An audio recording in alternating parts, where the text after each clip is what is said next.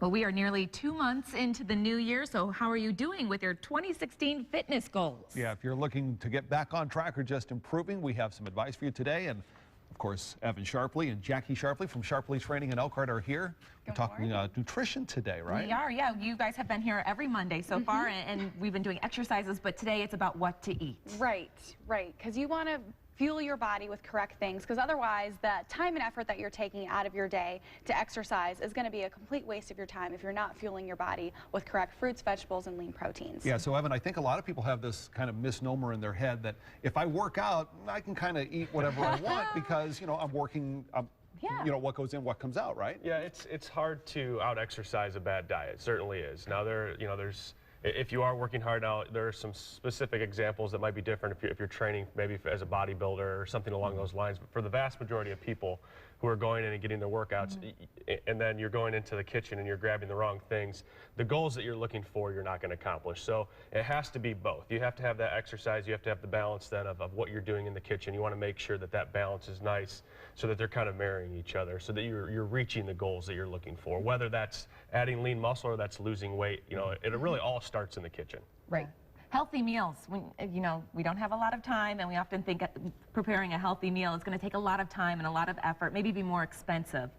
Not necessarily true. Not necessarily true, especially if you're keeping in your home just your correct foods. We tend to, like I had mentioned before, fill our cart with a lot of filler, a lot of sweets, a lot of breads, a lot of extra stuff that we don't need to keep at home. I like to always tell people, shop on the perimeter of your grocery store. So you're filling your cart with fresh fruits and vegetables, lean proteins, dairy, eggs, and then use those ingredients to create your meal. So I like to say keep a fist of protein and for each meal, and then about 2 handfuls of either 2 vegetables or a fruit and a vegetable. And then if you are going to have a sweet treat, kind of going back to some people like those ideas of cheat meals or what that means to you, keep that out of your home. So don't bring those sweets and those extra foods into your home. Go out and have a small scoop of ice cream with your kids. Make it something special for you rather than sneaking, you know, chocolates and extra candy here and there. I know we're getting into the Easter season, so it's kind of all around you. Keep it out of your home so that way you're not tempted,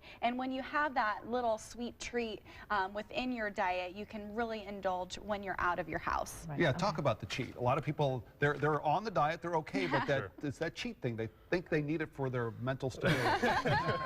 Some of us do. I'm with you on there. I have a big sweet tooth, but I'm really big on, like I said before, making it an event. So if we're going out to dinner, kind of, you know, having something special out rather than keeping it home. Because if you're completely calling those foods bad and eliminating them, you're going to be tempted even further, and you're going to indulge against more. It where you're building kind of a negative connotation towards, and you don't want to do that. You don't want to punish yourself or look at it and maybe you know, I'm hiding it from my wife or something along those lines. So you want to celebrate those things, whether you call those cheat meals or not. We don't necessarily call that. It's just part of our diet. So we don't want to completely eliminate all things, but everything in moderation. We're running out of time, but you have one exercise to add to what we've been working on. At Sharpley Training, I actually teach bar classes, and we have incredible classes going on. And so this is something that you can do at home with no equipment, and it's calf raises.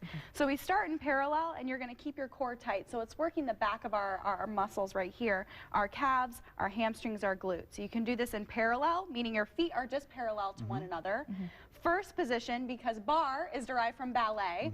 So you're going to put your heels together, toes out, working the sides, and then out in second position, which is just a little bit of a wider stance. Now, if you're struggling to keep balance, you can do this holding onto a chair, holding onto a wall. If you have kids, you can put one on each hip and add some weights. Do it really anywhere. Yeah, but that's something that, you know, can incorporate very simply, or you can come on out to a bar class at Sharpley Training. All right, that sounds great. Okay, we'll be right back.